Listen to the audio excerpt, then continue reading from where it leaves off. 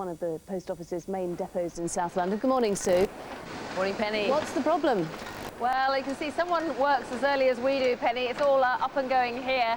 The problem is that, as you say, everybody posts their parcels for Christmas expecting everything to get through smoothly and safely.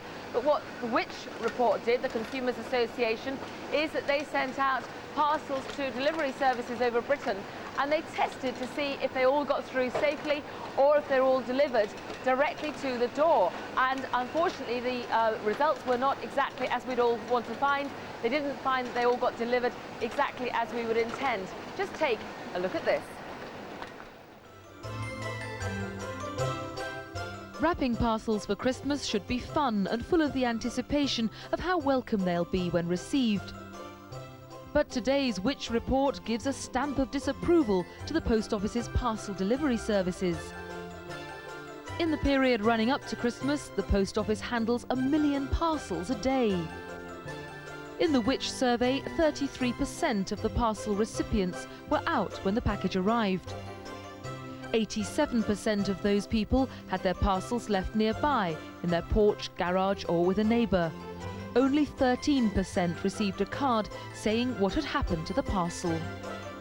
Well, is that good enough? With me, Ken Wright from the Post Office. Those findings from the Which report rather worrying, don't you think?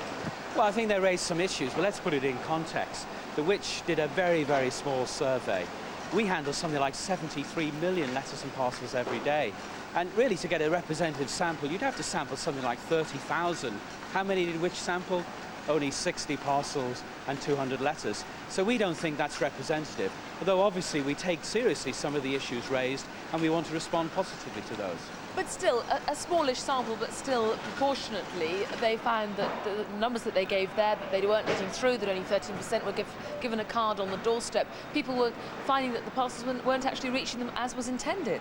Well, actually, the overwhelming evidence by independent research is that Parcel Force Worldwide give the best value for money service. That's what the independent people say. And actually, Parcel Force is the UK's #1 parcels carrier. It has something like 4,000 competitors.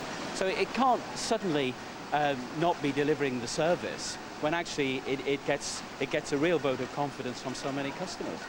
But the survey has already called into question whether or not there should be a greater regulation on the post office. Do you not think that, in fact, that's the case? Well, regulation is really a matter for the government.